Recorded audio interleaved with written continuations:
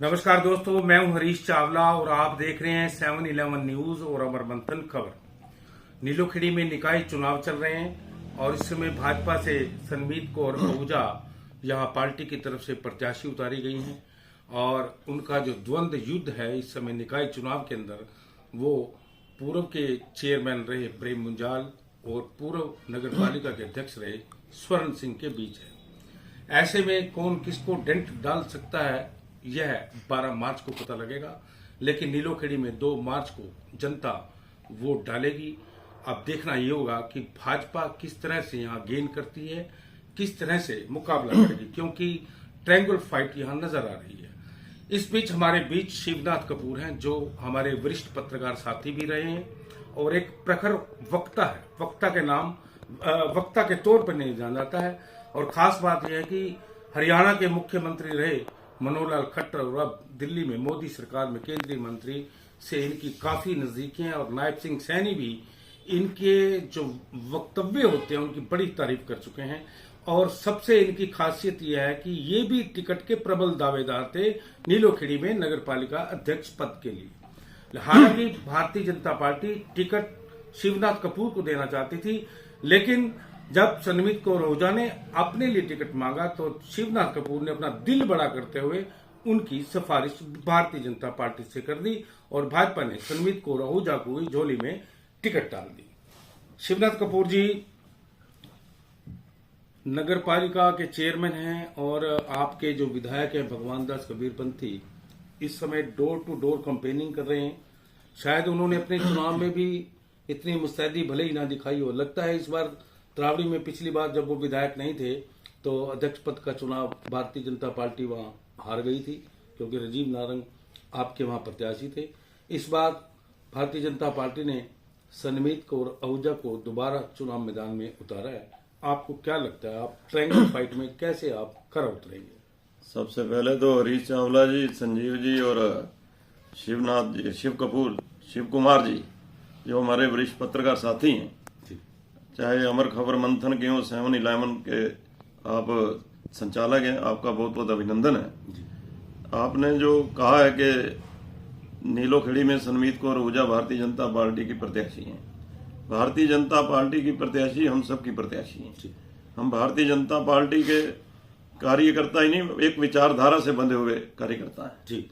और इसमें कोई संदेह नहीं, चाहे हमारे विधायक भगवान दास कबीरपंथी हो या भारतीय जनता पार्टी का कोई भी कार्यकर्ता हो, छोटा हो या बड़ा हो, इस मुहिम में जुटा है और जिम्मेदारी भी बनती है एक विधायक के नाते उनकी और उसको बाखूबी निभा रहे हैं जी। और इसमें लगता है कि जिस प्रकार आपने कहा कि ये तिकोना मुकाबला है जी। और एक बार तो निश्चित है जी कि जहां भारतीय जनता पार्टी की सनमीत जी हमारी उम्मीदवार है, वहीं दूसरे जो प्रत्याशी आजाद रूप में खड़े हैं दोनों, वो भी नगर पालिका के अध्यक्ष रह चुके हैं जी। इन तीनों का कार्यकाल नीलोखेड़ी के लोगों ने देखा है जी। लेकिन वर्तमान परिवेश में देखते हुए जब हम देखते हैं कि प्रदेश और देश में भारतीय जनता पार्टी की सरकार है और यहां से विधायक भी भारतीय जनता पार्टी का है, यदि तालमेल के अभाव में यदि हम किसी निर्दलीय को बना देते हैं जी, तो निश्चित रूप से विकास कार्य बाधित होना स्वाभाविक है जी। वो पिछले 5 वर्षों में हमने देखा भी है जी।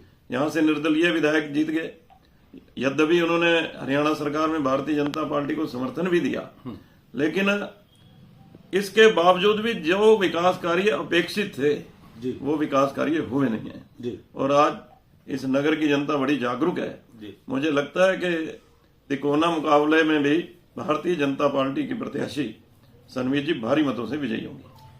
अभी कपूर साहब आपने कहा कि भारतीय जनता पार्टी के बैनर तले चुनाव हो रहा है। मैं कपूर साहब एक छोटी सी आपसे ये भी सवाल है कि जब तरावड़ी में चुनाव हुआ तब भारतीय जनता पार्टी का पूरा बैनर, कार्यकर्ता और पूरी टीम वहां मौजूद थी। खासतौर पर आपके उस समय जो पूर्व विधायक थे भगवान दास कबीरपंथी जी, वो भी पूरी तन्मयता के साथ लगे थे। फिर भी आप कुछ वोटों से पीछे आ गए और सीट खिसक गई।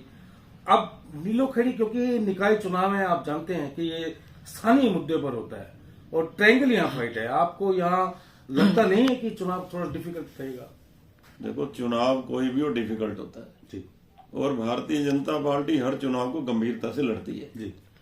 लेकिन एक बार मैं दोबारा दोहरा देना चाहता हूं, जब तरावड़ी में चुनाव हुआ था जी, सरकार तो भले ही भारतीय जनता पार्टी की थी प्रदेश में जी, लेकिन यहाँ से विधायक हमारे निर्दलीय थे जी विधायक का प्रभाव भी रहा जी और कई परिस्थितियां ऐसी हो जाती हैं किसी भी कारण से हो सकता है हमारे में कमी रही हो भारतीय जनता पार्टी में चुनाव के प्रबंधन में लेकिन यहाँ ऐसा नहीं लगता कि हम किसी प्रकार से कोई चूक करेंगे और भाजपा के प्रत्याशी को जिताने में कोई कसर नहीं छोड़ेंगे। ऐसा स्वीकार लगता है आपको कि आपकी एक तरफा जीत होगी या आपकी फाइट भी रहेगी?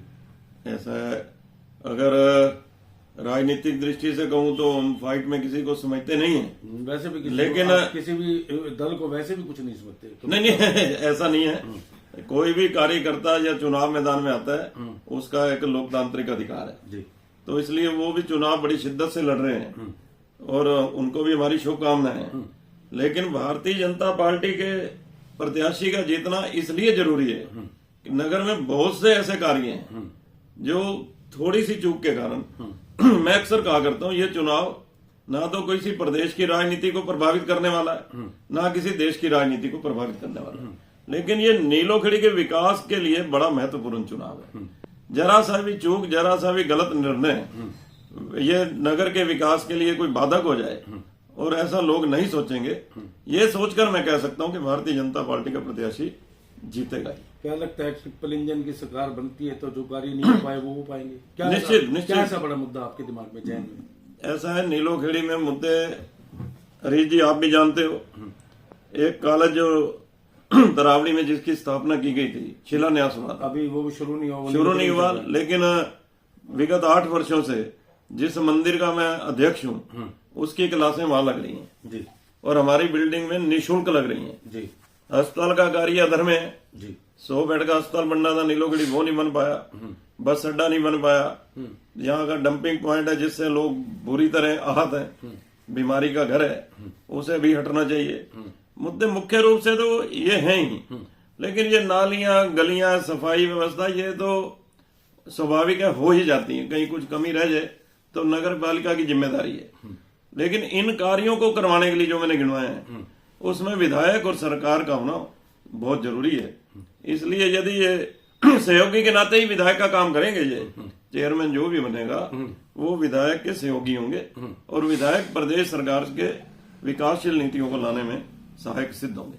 चुनाव से हटके एक बात पूछ लेते हैं आपकी एक यहाँ सरकारी केंद्रीय प्रेस है जो काफी सालों से बंद पड़ी है। मोदी सरकार की तीसरी बार की टर्म आ गई और पिछली बार संजय भाटिया जी एमपी रहे अब मनोहर लाल जी भी बन गए हैं और ये सेंटर के हाथ में भी है। वहाँ इतनी खतरनाक जगह बन गई है कि सांप जानवर जुड़ों घूमते रहते हैं और लोग भी यहाँ की काफी सालों से मांग कर रहे हैं। लेकिन ये कपूर साहब वजह क्या है जो इसकी इस केंद्रीय प्रेस की जो बंद पड़ी है इसकी सुनवाई क्यों नहीं की हो पाती? हाँ बहुत हरीश जी बड़ा ही अच्छा प्रश्न है। आप भी शायद वहीं थे तरावड़ी की जनसभा हुई थी जिसमें माननीय मनोहर लाल जी केंद्रीय मंत्री वहां उपस्थित थे। मंच पर ये मैंने उनसे मांग की थी ये विभाग भी उन्हीं के अंतर्गत है। भारत सरकार मुद्रणालय बंद होना एक सरकार का निर्णय था उसमें कोई बड़ी बात नहीं है लेकिन लगभग 35 एकड़ जमीन और बिल्डिंग जो बनी है पड़ी है इसका उपयोग हो 400 से ज्यादा फ्लैट पड़े हैं खाली पड़े हैं खंडर हो रहे हैं। उस वक्त मैंने मांग की थी आप सबके सामने मंच के ऊपर और माननीय मनोहर लाल जी ने कहा था कि ये मामला मैं गंभीरता से लूंगा और नीलोखेड़ी के लोगों से उन्होंने ये भी कहा था माननीय मनोहर जी ने कि कोई ऐसा प्रोजेक्ट आप सबके दिमाग में हो तो वो भी मुझे बताएं अन्यथा हम कोई ना कोई तय करके यहाँ ऐसा जिससे रोजगार के साधन भी बढ़ेंगे और खाली पड़ी जमीन का उपयोग भी होगा। और मुझे लगता है माननीय मनोहर लाल जी ऐसी शख्सियत है जो उनके लगता है कि यह काम होना चाहिए जनहित में वो काम जरूर होगा। उनका केवल आश्वासन नहीं होता उनका कहा गया शब्द एक एक पत्थर पर लकीर होती है और निकट भविष्य में इसका समाधान होना मुझे लग रहा है कि जरूर होगा। पिछले 10 सालों से आपकी हरियाणा में सरकार है आपके यहाँ ना नदी नहीं बन पाई बड़ी बस स्टैंड नहीं बन पाया ये 2 मुद्दे बड़े ज्वलंत हैं आपके लिए। मैं वही बात कर रहा हूँ शायद पहले मैंने कहा भी है कि यहाँ नीलोखेड़ी का एक दुर्भाग्य भी रहा है स्पष्ट बात तो ये है लगभग 1982 से मेरा राजनीति देखते ही आप भी देखते हो सरकार किसी पार्टी की होती है विधायक किसी और दल का होता है यहाँ जिसका खामियाजा यहाँ के लोगों को भुगतना पड़ा है। और यदि मैं यूं कहूं तो शायद गलत ना होगा, राजनीतिक दृष्टि से नीलोखेड़ी विधानसभा अति पिछड़ा हुआ विधानसभा क्षेत्र है। जब सरकार कांग्रेस की हो या विधायक बीजेपी का हो गया, जब सरकार बीजेपी के विधायक निर्दलीय होगा, ये जो परिस्थितियां पैदा हुई हैं, निश्चित रूप से इस क्षेत्र को जो विकास होना चाहिए था वो नहीं हुआ। 2014 से 2019 में तो दोनों ही आपके थे, ऊपर भी और हरियाणा में भी। हाँ, 2014 में मैंने पहले कहा है, कॉलेज का शिलान्यास तब हुआ, बस अड्डे की जगह का अवलोकन हो गया, उसका निर्णय भी हो गया, अस्पताल तरावड़ी का भी हो गया, तो निगदू का भी हो गया, ये काम तो हुए हैं, लेकिन रुक क्यों गए? ये निर्दलीय विधायक की कमी थी, सरकार के तालमेल की कमी थी, या क्या रहा है वो तो वही बता सकते हैं, लेकिन काम निश्चित रूप से रुके हैं, ये मानने में मुझे कोई संकोच नहीं है। आप पार्टी के प्रखर वक्ता हैं, और दूसरी बात आप एक वरिष्ठ पत्रकार रहे हैं और आप सारी चीज समझते हैं, और तीसरा यहाँ आपने जनहित मुद्दों को लेकर खुद चुनाव भी लड़ा। ऐसे में आपको क्या लगता नहीं है कि एक पार्टी के कार्यकर्ता के तौर पे आपको सरकार को बार बार चेताना चाहिए, जैसे आपने कहा कि नीलोखेड़ी के दुर्भाग्य की हमेशा पिछड़े ही रहा, अब तो मौका है कपूर साहब, अब तो आपको आवाज बुलंद करनी चाहिए। देखो, ये मौका, यही समय सही समय है। अगर अब भी किसी प्रकार से भी कोई विकास कार्य जो अपेक्षित है नहीं होते, तो मैं समझता हूँ कि इस क्षेत्र का दुर्भाग्य इससे ज्यादा हो नहीं सकता है। विधायक कर्मठ है भगवान दास कबीर बंती जी, हरियाणा के माननीय मुख्यमंत्री नायब सिंह सैनी जी, जो सदैव लोगों की सेवा के लिए सदैव तत्पर हैं, और केंद्र अपना है, भारतीय जनता पार्टी का है, तो इसके बावजूद भी कोई कमी रहती है तो फिर निश्चित रूप से इससे बड़ा दुर्भाग्य नहीं हो सकता। चलो आखिरी सवाल, निकाय चुनाव में क्या लगता है कितने मार्जिन से जीतने जा रहे हैं? मार्जिन तो खैर 12 तारीख को पता लगेगा, लेकिन मैं कह सकता हूं कि भारतीय जनता पार्टी का प्रत्याशी निश्चित रूप से विजयी होगा। स्वर्ण सिंह जो वोट लेंगे वो डेंट पड़ेगा, वो आप ही को पड़ेगा? नहीं, ऐसा कुछ नहीं है, ऐसा कुछ नहीं है। स्वर्ण सिंह वोट लेंगे, वो उनकी अपनी कार्यशैली पर निर्भर है, लेते हैं, वो भी मुकाबले में है। मैं ये नहीं कहता कि मुकाबले से बाहर है।